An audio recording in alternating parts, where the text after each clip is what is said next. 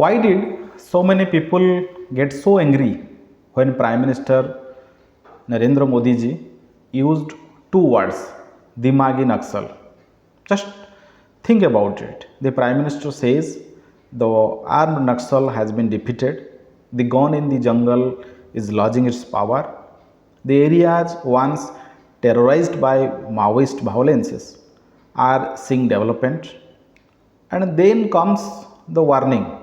What Prime Minister says, the armed Naxal may be disappearing, but the ideology may still survive. So everybody knows that Naxalite movement, Naxalite insurgents was a ideological fight. So that is what the Prime Minister said from the Red Fort on Independence Day. And after that, many political leaders, so-called activists, came forward and criticized PM Modi's terminology. The social media of these peoples flooded in statements after statements. I am a Dimagi Naxal, I am proud of it, so and so on. P. Chidambaram, Arvind Kejriwal, Moya Mitra, Mehbooba Mufti, Renuka Chaudhary, and many of so-called activists, many of so-called left liberals come forward and in their social media flooded with the slogans, I am proud to be a Dimagi Naxal, like this. So the question is, why this outrage by the some section of the society who about this? So why this sudden rush? Why this sudden rush to explain who a Dimagi Naxal is? And most important thing is that why this section of the people felt targeted? So that is the question.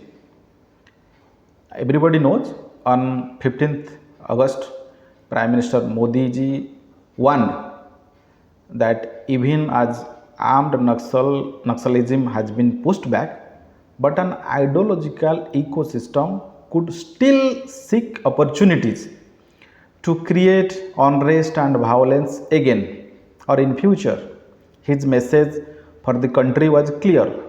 The battle is not merely against the gun, it is also against the ideology behind the gun. So that is more powerful message.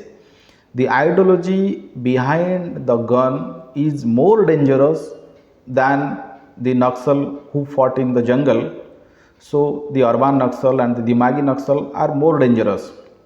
And he said, these, what Prime Minister said, these ideological Naxals must be identified and isolated. So his message was clear. So who are they? Who are these Dimagi Naxals? Are they people who merely disagree with the government? You may say that those people who are not agree with the government, who are criticizing the government, the PM is targeting them. But this is not the story. Supporting violence, glorifying Maoist extremism, justifying attacks on security forces, criticizing military actions, criticizing any encounter against hardcore criminals or terrorists, or attempting to legitimize the violent insurgents. So can you justify these peoples who are supporting violence and glorifying these activities? This is not democracy. This is not freedom of speech at all. The Prime Minister, the Honorable Prime Minister says there is an ideological Naxal mindset, and people, some section of the society responded that I am proud to be a Naxal mindset. So what exactly is there to be proud of? I astonish. The ideology means the Naxal ideology, the violence, the Maoist political project. What? For what these people are feeling proud? So Naxal violence, everybody knows, India has paid an enormous price in the fight against this left-wing extremism. I don't call this as extremism. I always call them as left-wing terrorism, because more than 3,500 security personnel killed in the fight against Naxal violence. Ideas can survive after organization collapse. This is a universal truth. Organization may be collapse, but it takes times to kill an idea, to suppress an idea. Political narratives can survive after these armed movement weaken. The history, there is lots of example in the history. So what Prime Minister's warning to the country, it deserves discussions. People should know about this. There are some elements in the country who support political violence, glorifies armed insurgency, celebrates attack on security forces. You may have know, if you are into the media, some 20 years back, when one Naxal was killed in encounter, lots of people came to the street shouting that this is violation of human rights, how police can enter to the jungle, to the forest areas, tribals are being targeted by the security forces. And also the news of the killing of a Naxals was published, that he is a martyr, he or she is a martyr.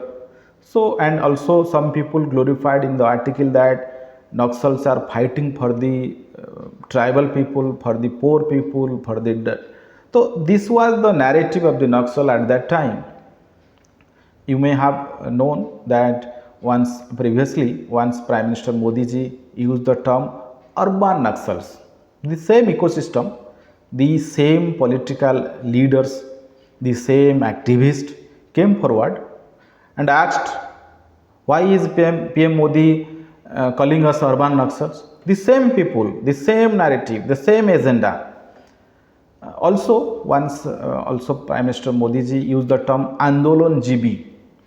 Again the same ecosystem, the same political leaders and the same activists, same group of activists came forward and asked, why is PM Modi calling us Andolon GB? So question is, why these particular ecosystem peoples felt targeted when any term is used by Prime Minister Modi ji? Everybody knows how India suffered huge loss due to numbers of protests by these so-called activists. One example is Sardar Sarovar Dam. Now Sardar Sarovar Dam is India's landmark multi-purpose river project, delivering irrigations, drinking water, hydropower across not only Gujarat but also part of the Rajasthan and Maharashtra. Do you know the history of the Sardar Sarovar Dam? Jawaharlal Nehru, the first Prime Minister of India, laid the foundation stone in the project in 1961. You may believe or not, in 2021, after almost 60 years, for the first time, Sardar Sarovar Dam provided waters for irrigation in summers. So the project delayed for 6 decades. 6 decades. Reason is protest. The lady who was leading the Narmada Banchao Andolon contested the election in 2014 in Aam Aadmi Party ticket, joined Bharat Jod Yatra done by Congress, Rahul Gandhi, faced multiple cases of money laundering, and that person led many protests, many strikes against lots of development industrial projects, lots of development projects, lots of infrastructure projects. So if Prime Minister used the term Andolon GB, so what is wrong in it? You will find all Andolon GBs in one bucket. Sometimes in Aam Aadmi Party, sometimes in Congress, sometimes in Communist Party. The Sterlite copper plant in Tuticorin is a biggest example, is a finest example of how Andolon GBs works against the interest of country.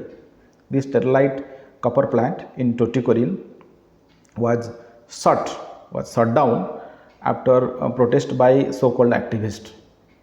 The closure sharply reduced when the plant closed down. it sharply reduced India's domestic copper production. Not only that, India became a importer of the copper. When the plant was running for the copper, India was self-sufficient. But after the plant became shut down, India became the importer of the copper. We were forced to depend on the other countries for our copper, for our internal requirement. Not only that, protest in Ladakh and propaganda surrounding development projects in the Andaman Nicobar Island tells the same story. Attempts to stall the development projects and undermine India's domestic production and stall the any infrastructure projects which is done for the energy security or the strategic point of view like this. We have seen how nuclear power projects have faced prolonged protest and agitations, which delays in their implementation, contributing to India's falling behind in expanding its nuclear power capacity. So finally, what I mean to say, the the from urban Naxal to Andolan GB to Dimagi Naxal, the question is not about the labels, the terminology. It is about an ecosystem that repeatedly turns every development projects into a battlefield and every protest into a political instrument. So the country, we all, we all should identify these elements and what Prime Minister Modi ji had indicated, this Dimagi Naxal mindset. We should all be aware of that. Thank you.